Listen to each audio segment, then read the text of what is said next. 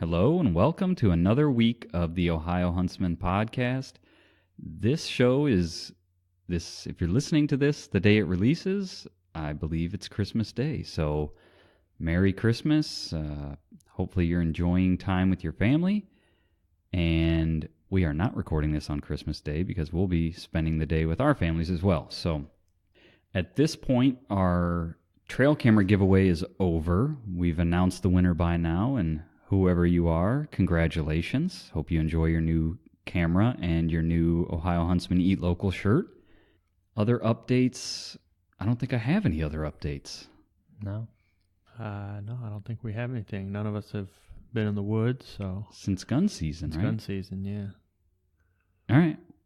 Well, we'll get right into the topic. So the topic for today, because this is releasing on Christmas Day, we figured we would just kind of sit around here and tell hunting stories as if you're sitting around with your family on Christmas or around Christmas, just hanging out. You know, it's a time to spend time with family. And so we just figured it would be fitting to tell stories.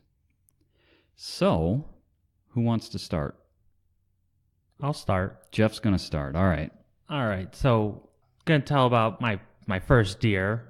Figure that's a good story to tell. That's a good place to start. I was about 11 years old. It was my second deer season. Okay. I had gone out opening day and then the Tuesday of regular gun season the previous year. Watched my dad shoot a deer, and he shot a doe, and I attempted to shoot its fawn opening day of my first season, and I missed, but that happened. So then second year of hunting. So that one, like, what was it? It was a 1, 2, 3 we're going to shoot, or it was... No, that one, he shot the doe, and it ran, maybe 10 yards. And the fawn came and tried to suckle on it and fell tried over to shoot it. And so the fawn ran off with the gunshot, but then ran off, then kind of saw that mom was still back here, so she came back. Trotting back. I mean, she didn't run off, stop. She just ran off, saw mom was still back here, so she just came trotting back, and dad said, all right, it's your turn. Give it a shot. Yeah. Shoot it. So I tried. What were you shooting? I was shooting a single shot, a Savage single shot, over under 22 mag, 20 gauge. Okay. And that was a smooth bore, so you were just shooting regular smooth bore rifled slugs. Rifled slug, yeah. Okay. Yep. I shot once, missed, and it ran off. It was gone at that point. Yeah. So, but I was just happy to have been in the woods, right? And me and Dad as a team, we shot one. Right. We got one. Yep. It was very cool. Yeah. So the following year was the first year that they had youth gun season. Okay. So we all pile out of the cabin. It's me and Dad and another friend of ours and his 2 kids. And we go down the road, and me and Dad go up the hill. And this was in southern Ohio. It was a big hill. Right. And we went to my dad's hunting spot. He has a tree. We hunt from the ground. He has a tree that he went to every opening day for years. Years, yeah. So we went up to his hunting spot, and it was cold that day. But we're standing there. It's well into daylight. It's probably 10 o'clock in the morning, considering heading back to the cabin. And then a long ways away, maybe 100 yards away, I spot a deer. Mm-hmm. And I remember pointing at it and saying, Dad, a deer. And Dad rips my arm down beside me, and says, put your arm down. Yeah.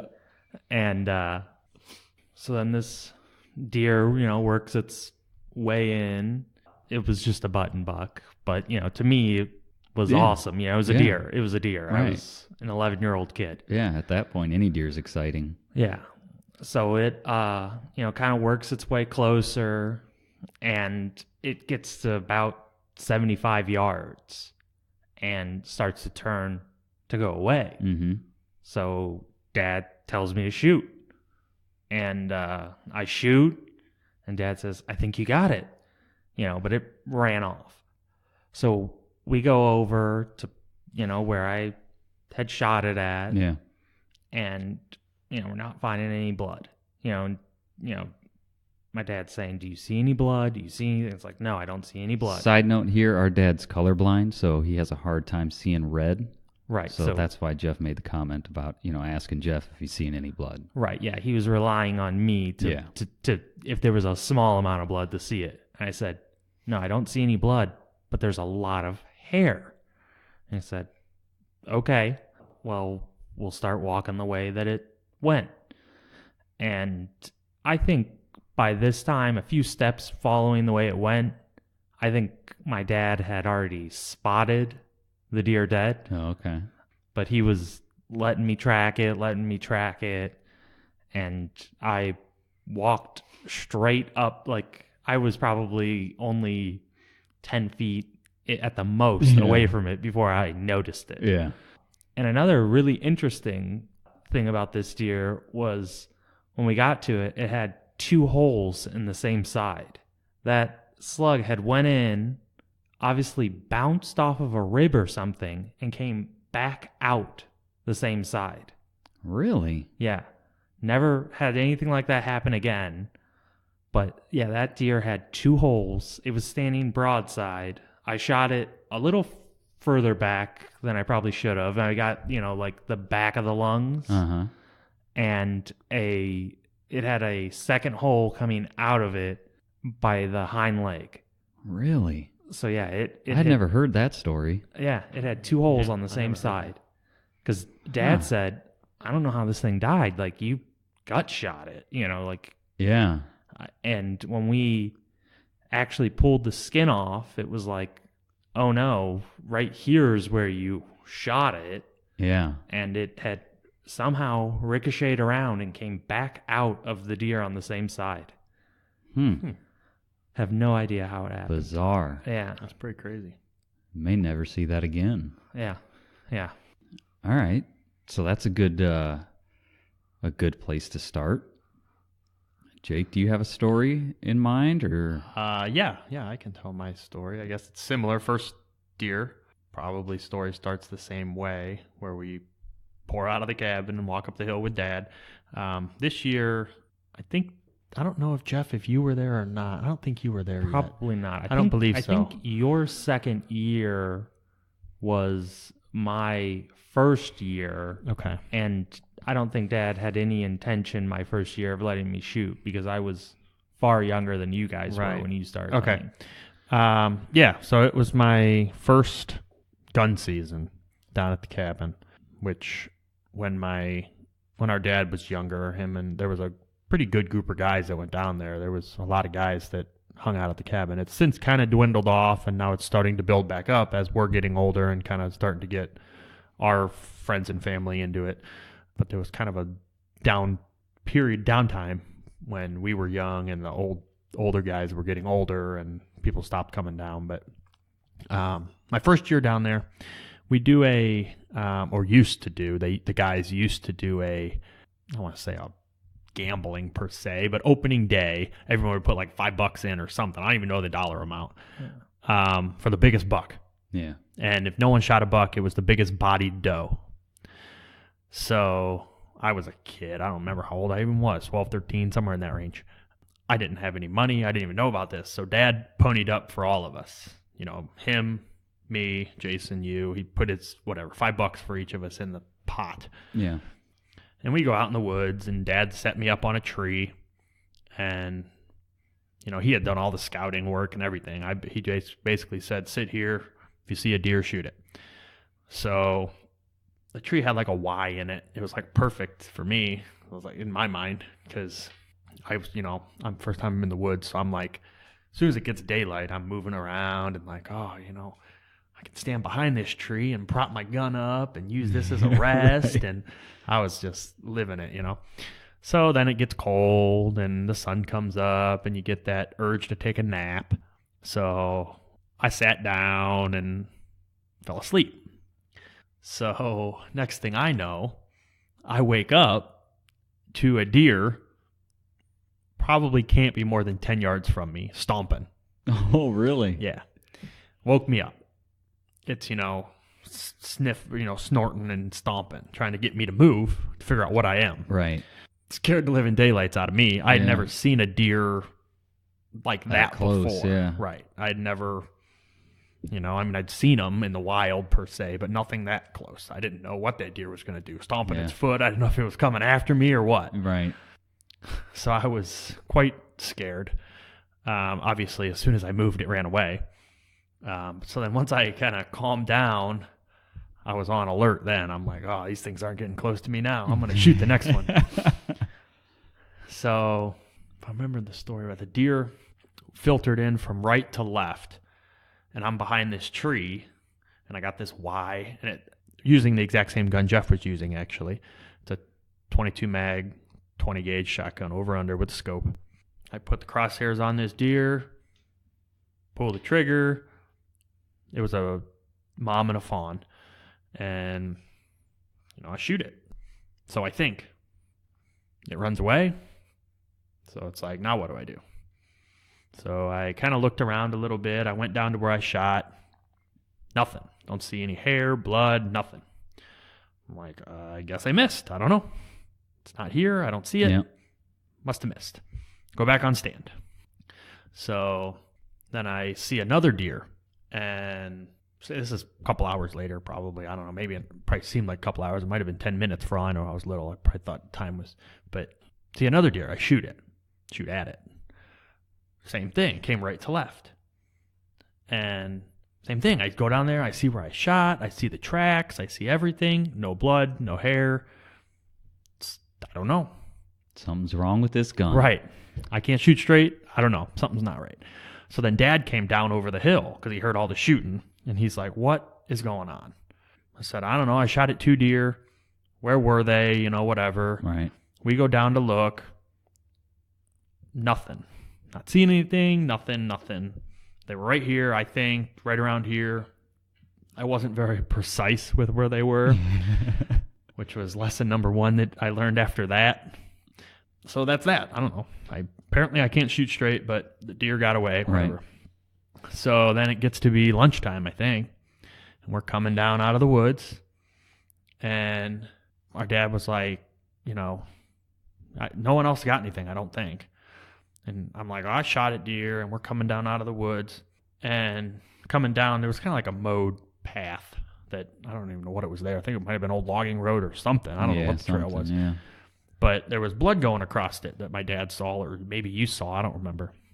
Yeah, because I was with you at this point. Yeah, we were all coming down out of the woods. Yeah.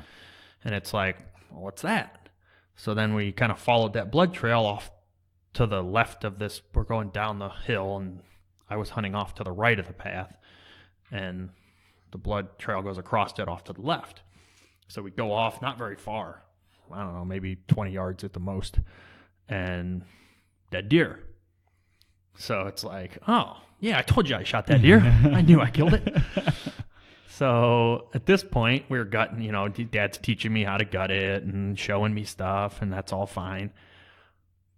And then for some reason, I don't know exactly the logistics of it, but he looked down the hill, maybe 20, 30 yards down the hill. And he sees another... Like a white belly, belly. I remember. Yeah, and he goes, what is that? I said... oh, that's my other deer I shot. So we finished the first one up, go down to the next one. I ended up hitting both those deer. Right. Perfect shots. I don't know. I just was looking in the wrong spot, I think, for blood and hair and that stuff. And then there was a third deer that I had shot at. So then we had to look. So we looked all over that hillside to try and find the third deer because we were sure I'd hit it because I hit the first 2. But I didn't. We never found it. We never saw anything. Yeah.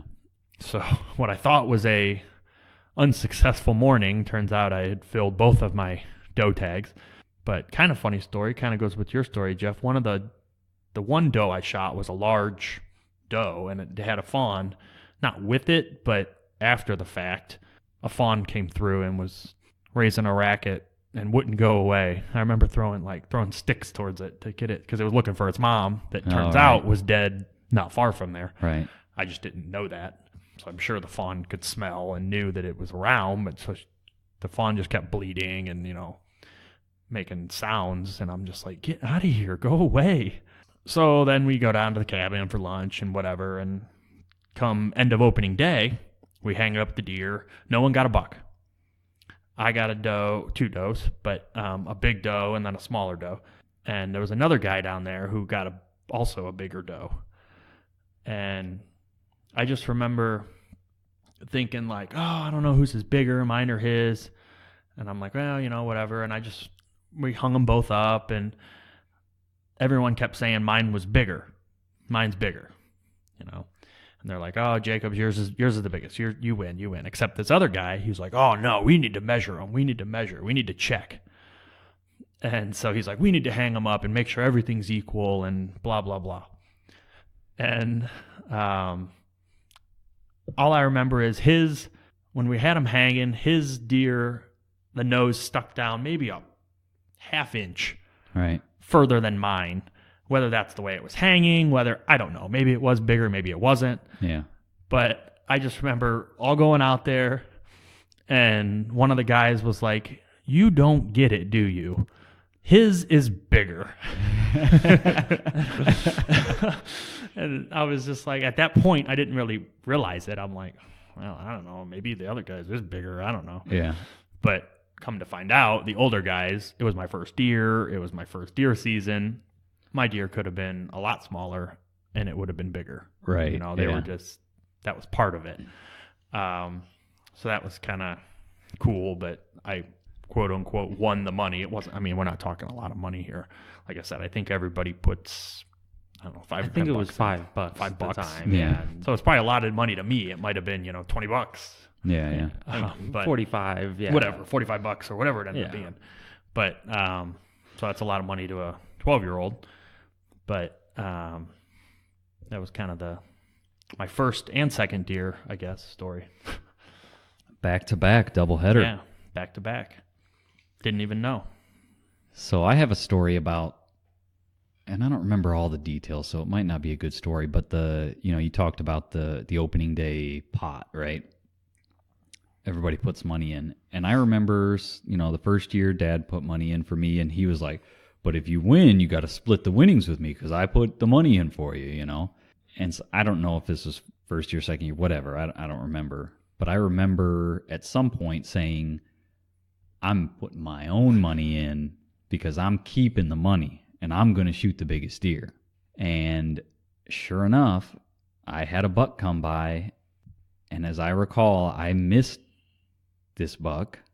And it wasn't a huge deer or anything, but same thing. I don't think there were any other bucks shot opening day. And so I would have, regardless of the size, I would have won. And I would just remember being so mad at myself for missing that deer because I was, I'm a big man. I'm going to put my own $5 in and I'm going to win the pot, and managed to miss the deer that would have won the pot. So, So I guess since you guys told your first deer story, I'll tell my first deer story, and then we can tell any other stories that we want to. My first deer story probably starts before my first deer because I'm the oldest, and as I recall, I went, and I don't remember ages or like, oh, that was back in 1990. Yeah, I'm just not good at that stuff. So I don't know how old I was. Older than Jeff was, but I remember going down the first year, the first one of us kids to have gone down, and Dad had bought a 20 gauge 870 youth model, right? So it had the shorter stock and everything. Were you, sorry to interrupt, was your first year in the old cabin, or was the new cabin built? I know in my first year it was in the new cabin, but I don't know. Yeah, I think that new cabin was built when we were pretty little. Yeah. 99 according to the plywood. 96. 96, sorry. Yeah. According to the plywood. I think it was So in it the would new have been cabin. the new cabin. Okay. But when we started, right, it was a smoothbore 870 with a field barrel with a bead. Mm-hmm. It's a 20 gauge. I'm a little kid. This gun kicks like a donkey for a little kid, and I'm using a bead, and I can't hit anything with this. Using a bead with a slug I've not tried it since, but I remember as a kid, seemed like next to impossible. So it was just a single bead. Yes. You didn't have the V fronts, the rear sight, rifle sights at all. You're no, just talking those a single clamp-on rifle sights came later. Okay. And I can't hit anything. I remember practicing at home. I remember we went down, Sunday or something, before opening day. We're down at camp, and I remember, using Dad's truck as a rest to get a super steady rest. And still, and this gun's beating the crap out of me. And, I'm trying to keep it together, but, I'm choking back tears because I'm a kid. I can't hit anything. I want to impress all these guys. This gun hurts. So it was frustrating, right? I'm a kid. It's not going great. So then it's opening day. I kind of wish Dad was here to have his side of the story, yeah, because some of the details are a little foggy, but I remember just being so nervous. Right, these guys are all excited. It's opening day. Anybody that's been part of an opening day deer camp, there's an electricity about it. There's an excitement about it. Everybody's fired up. So we get up bright and early, and I'm nervous, man. I'm excited, but I'm nervous. And we hike up this hill, and it's a big, like you guys said, for a little kid, it's a big hill. And I don't remember all the details. I seem to remember getting up there, and now I'm all hot, and I'm excited, I'm nervous, I'm hot from hiking up there. I want to say I ended up throwing up there, because I just got myself so worked up. Yeah, Dad says that you threw up. And I think I ended up... And then he says 15 minutes later, you threw up, then 15 minutes later, you said you had to poop. Yeah. Is what Dad says. Yeah. And then after all of that, I'm I seem to remember, Dad packed a sandwich or something for me. It's barely cracked daylight. I'm I'm hungry. I can't... it's barely daylight. I gotta have a sandwich or something. And as I recall, we had I don't remember lasting very long. I ate all the snacks, it was it just wasn't great. No deer, not a chance, right? Nothing. But so that was kind of my... And then I want to say I took a couple years off. Did I come back? Do you guys remember? Did I go back the next year? Or did I take a year or two off after that? It was I don't remember specifically. I don't know. I know you were there my first year. I remember taking a few... Honestly, I think Dad probably took you and then had such a bad experience, or you had such a bad experience. I think he probably waited to take me then. You might have went when you were, 13, 12, 13, I don't remember. And then he might not have taken me until I was at least that old. So that would give you a couple years off. You know what I mean? 2 or 3, because you're a year and a half. So 2 years off. And then Jeff was always just an outdoorsman. He started he was a baby out there. Yeah.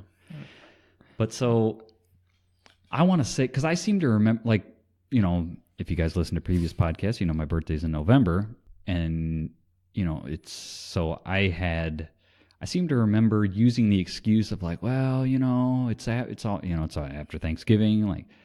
I would have just had my birthday. I think I'm gonna hang out here and play with my new toys and stuff, something to that effect.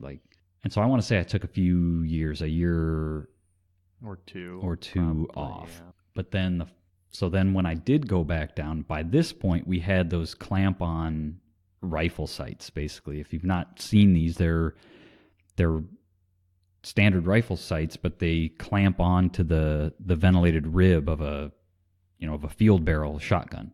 So I don't know, Dad discovered these things at the store or something, I don't know, but I remember that made all the difference. Like I'm a few years older now, I can hit something, where things are much better now. Right. I'm ready to deer hunt now. So at this point, we go up, same, I'm assuming, Jeff, it's the same area for you. I know it's real close to Jacob's first deer. Dad puts me on, we go up kind of on top of this ridge, and it's kind of like an open oak flat up there. Right. And so he takes me and puts me on the left side of this ridge, as you're coming up. He's going to go over the right side, and here's a tree, hang out. I seem to remember I had, we cleared all the leaves around the tree. I seem to remember doing a lot of walking around the tree and just fooling around trying to kill time. That may have been the time, I want to say it was. I was bored. I got my knife out. I told this story before on the podcast. I got my knife out and was scratching the tree up like it's a bear sign down there, But at some point, sort of late morning, down below me, 2 does pop out. And they're, I don't know, probably 50 yards away, I'd say, down below me. I thought, oh my gosh, there's a deer. So bring my gun up, doing, safety off. Here we go. Bang! The deer just stand there. Shuck another shell in. Bang! And at that, I think the first deer ran off. The other one was still there. Put my third shell in, my last shell, and I remember, this is my last chance. I got to make this one count. And now the first deer is gone. I shoot at the second deer, and it falls down. And it kind of let out a bellow, and I remember it kind of rolled off the hill to where I couldn't see it. Rolled off the bank or whatever down, even farther down the hill to where I couldn't see it. And I remember when Dad dropped me off, he said, if you shoot, just stay here, and I'll hear you shoot, and I'll come over. Well, I couldn't stay there. Ain't no way. So, because I saw this thing fall down, right? But it rolled off the hill. I got to go see. So I remember walking down, and just over the bank, there's this deer.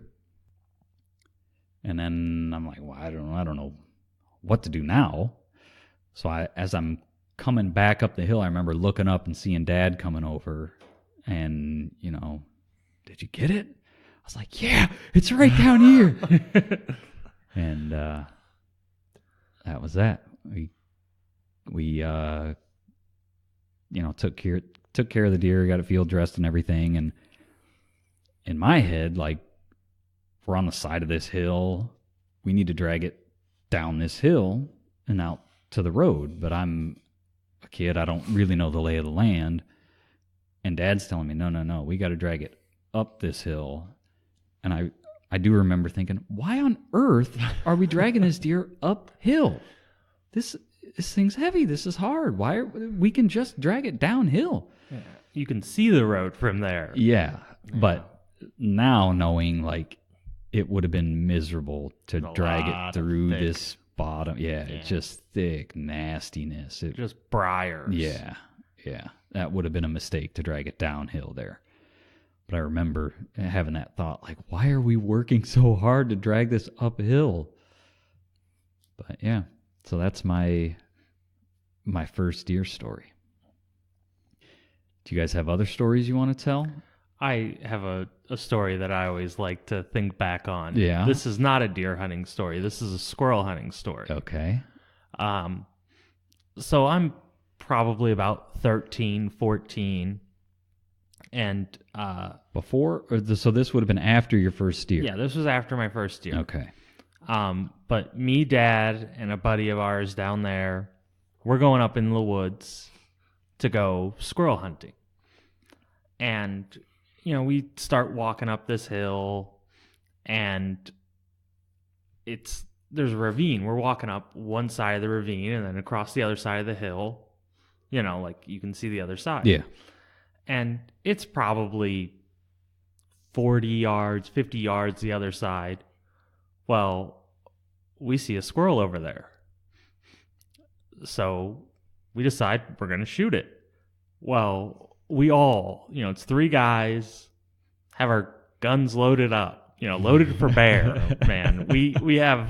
I had a bolt action 20 gauge that Dad had borrowed from someone. Oh, I was going to say, I didn't know anything about a bolt action 20 gauge. Yeah, Dad had borrowed it. Okay. I used that to hunt for a few years. I don't know, it was supposed to be good for a kid. I think it might have been a youth model. Oh, okay. But so I had this bolt action, and I think it could hold like 12 rounds, 12 20 gauge shells. Wow. But we just start unloading at the squirrel, and it's at a distance, it's a little beyond our range. But this squirrel's running, and we can see clearly, it can't hide from us. Right.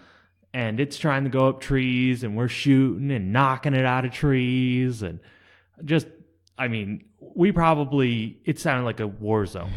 And we probably shot at least 20 times at this squirrel. Oh, really? It was just, yeah. Yeah.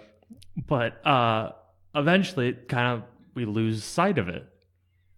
So then we go over there, and we're blood tracking the squirrel. Like, we have a blood trail, and we're tracking it. And eventually, we follow the blood trail, and it goes up a tree and into a hole in the tree. Oh. So the squirrel got away on us. Oh, man. But I still remember that and just think back and laugh because, it was just a squirrel. Yeah. And, we were just going to town. Just kept shooting. Just boom, boom, boom, boom. And this squirrel's, just running for dear life. Yeah. It gets up a tree. We shoot and, knock the branch off. And it's falling to the ground. Yeah. And, it was a blast. But, all over just a little squirrel. Yeah. That reminds me of a story. So this will be probably my earliest hunting memory. I couldn't even tell you where we were, but Dad and I were rabbit hunting. I don't even know if I had a gun. Dad might have just brought me along to kick brush piles and try to chase squirrels out for him. I don't remember. But I remember this rabbit gets shot and it wasn't dead. And I just remember Dad walked up to this rabbit. No joke. He just karate chops it in the back and breaks its back and kills it. And I'm a kid, and I'm just like, oh my goodness, my dad is awesome. And that's just one of those things that's stuck in my brain all these years. But yeah, I don't know how old I was. It was probably one of those things that to Dad was like so insignificant. Right. He may not even remember it, but I know as a kid it was like, oh, he just karate chopped a rabbit.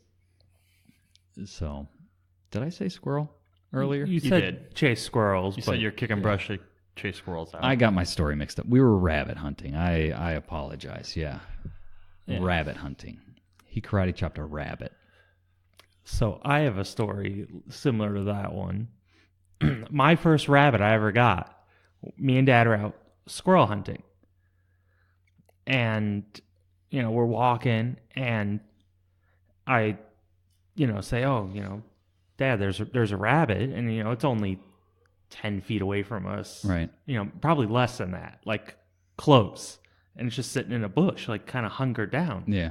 And Dad says, it's rabbit season, shoot it. So I shoot this thing, and it was pretty close to like point blank range. Right. I mean, it was close. And I just blow it up, you know. Yeah. And Dad was like, well, I think you got it. Like, you know, it just, I mean, it was close. Yeah. And I mean, yeah, I blew it up. Yeah. And yeah, he's like, well, I think you got it. Yeah. You know, good eye. Right. And it's like, okay. Yeah. You know, and then he takes this bloody rabbit. Yeah. And I have like an upland vest that he has that has the pouches on the back. Right. Yeah. And he, small game vest or whatever. Yeah. puts this rabbit like in the back pouch. And then, you know, we go on hunting, and throughout the day, you know, like I can just feel the blood of this rabbit soaking into like my back. And like I didn't know like I thought that, oh, okay, that's just part of it, I guess. Part of it, yeah. And, you know, when we get done, you know, I take it off, and you have this huge blood spot on my back. And Dad's like, what, you just let that thing bleed on you? And it's like, yeah, I guess, yeah. Yeah. And he's like, Yeah. you know. Oh, that's funny. Yeah. And now, come to find out, you're deathly allergic to rabbit blood. Yeah, and that's what makes that story even funnier, yeah, is that Yeah. I'm allergic. I'm very allergic to rabbit blood.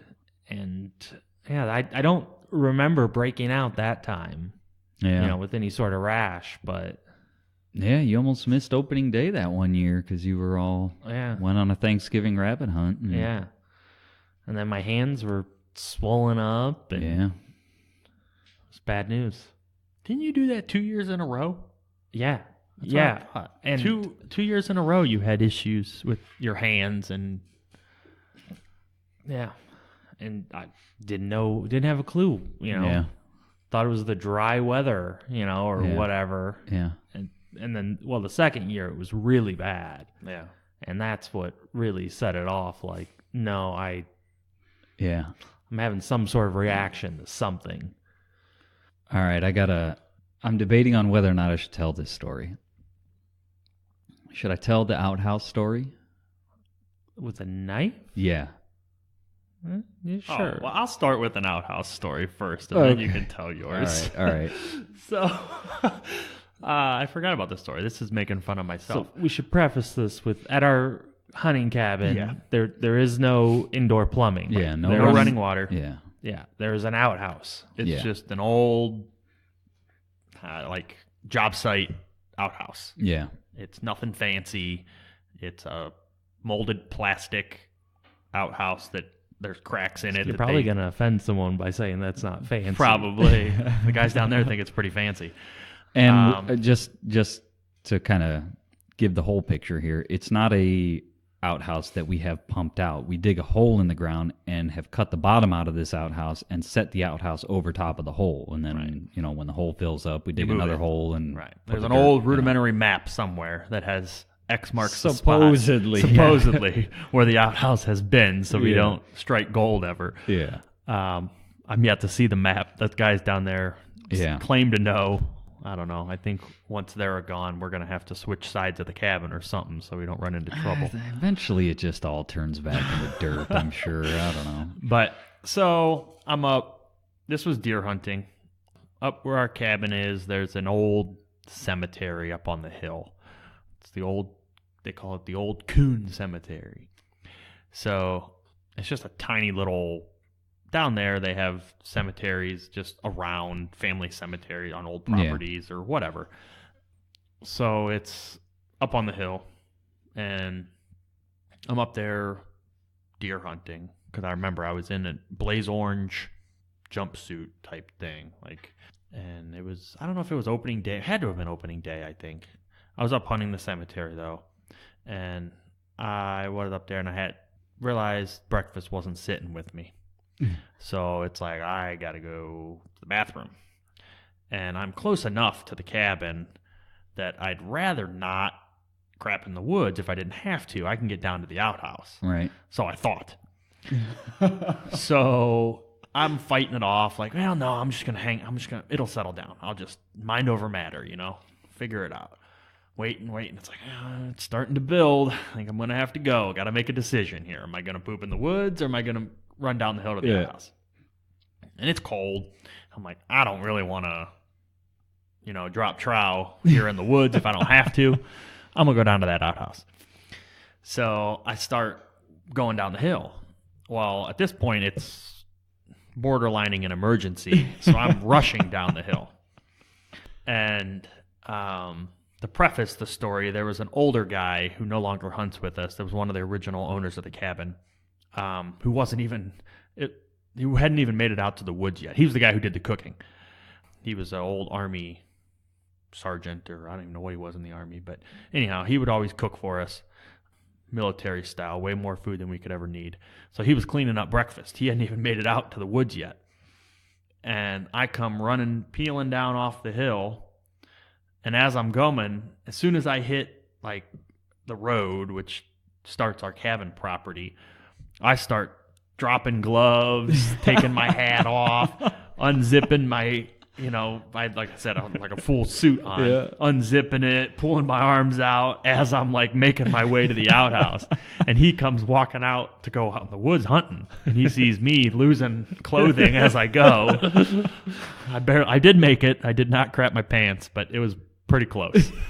So he always told that story about seeing me, big orange marshmallow guy, puffed up in clothes, coming peeling down off the hill, stripping clothes as I go, so I can get into the outhouse. Oh, that's funny. But yeah, so that's my outhouse story. All right, so my outhouse story. Same outhouse, Little Blue.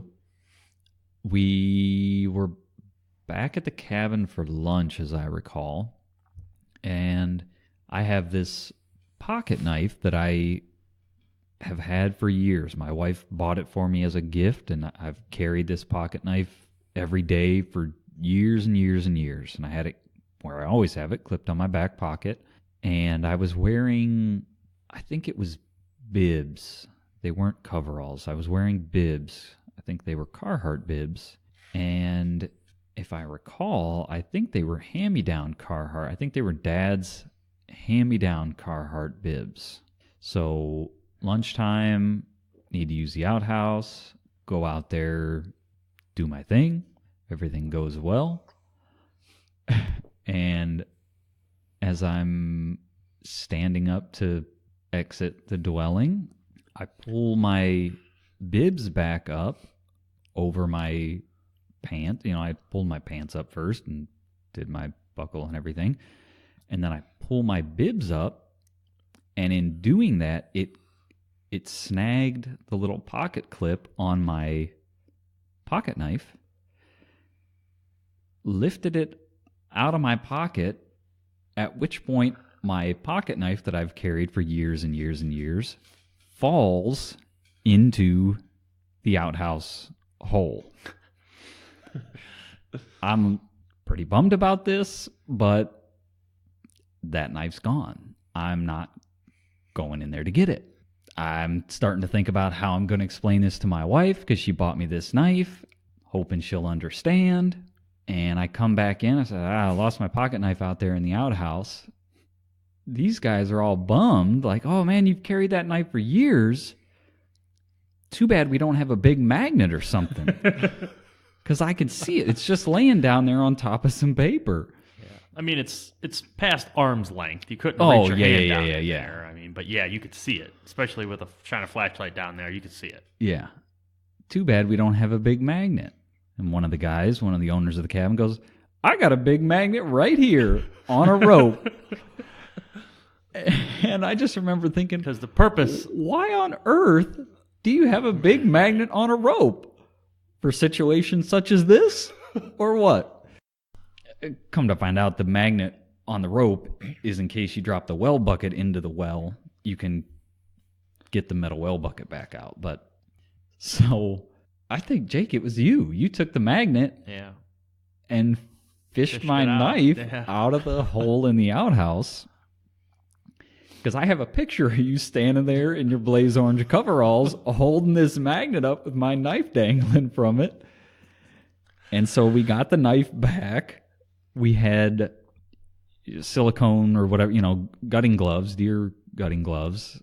So we took it, we bleached it, we boiled it, and like everything we could to, we had an old bottle of bleach down there, everything we could to sanitize, disinfect, sterilize this knife.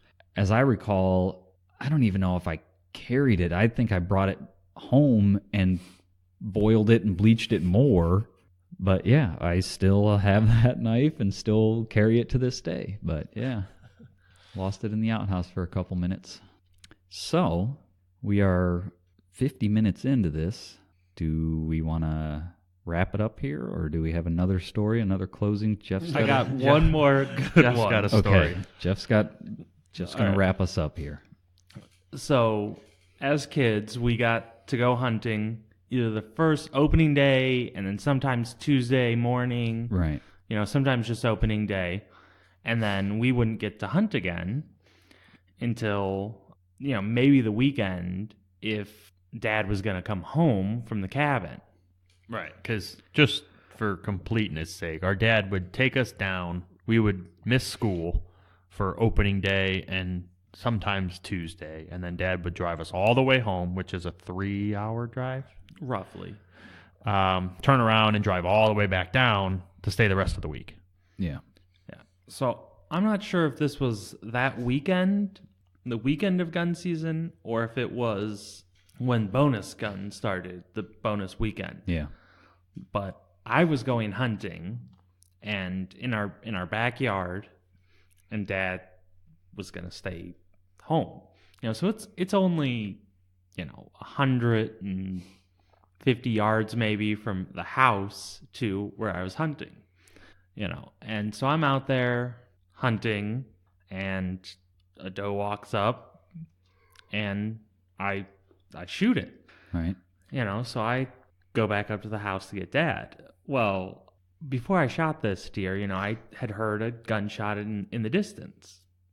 Well, here to come and find out, Mom and Dad were awake and in bed, and Mom heard that first gunshot and said, was that your son? Did he shoot?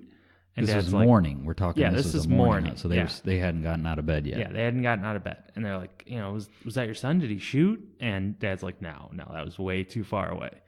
And then a minute later, I saw my deer and I Right. shot. And Dad was like, now that was your son.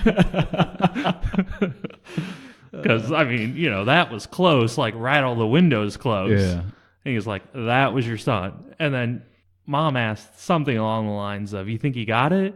And Dad said, well, they only shot once, so yeah, I think he got it, because he would have shot more if he missed. Yeah, that's a little side note again. People listening don't know Jeff necessarily, but Jeff is not afraid to pull the trigger on deer. Yeah. He actually this year, didn't you? You shot a deer 3 times? I shot a deer 3 times. Yeah. Because it didn't fall 'Cause over. It wasn't falling over. I hit it 3 times perfectly. Yeah. Right in the bread basket, right where you're supposed to. 3 times. Put 3 bullets right in there, right in a row. Yeah. The first one, I wasn't sure if I had hit it. The second shot, I knew I hit it, but it was still running. So Yeah. I shot again, because I knew I had hit it, but I didn't know how well I hit it. Right. So I shot again, and the deer continued to run off. Yeah. I'm out of bullets, I have to reload. And I went and tracked it, and it didn't go too far, only another 10, 20 yards. Right. But when I got to it, it had 3 holes in it. Yeah. And it's like, I guess I hit it all 3 times. Huh. Well, this has been fun. We'll have to do another one of these sometime. Lots more stories. But with that, hopefully, like we said, you guys are having a good Christmas, or you had a good Christmas and you spent time with your families. And maybe while you got time off work, you found time to get in the woods. So as always, follow us on Facebook. We're Ohio Huntsman on Facebook. We are Ohio Huntsman Podcast on Instagram. That's a good way to keep up to date with what we're doing, new episodes, that sort of thing. The best way to get new episodes is to make sure you're subscribed to the show. That way you'll get notified every time we post a new episode, which is every Tuesday. And with that, I think we're going to sign off. So thanks for listening.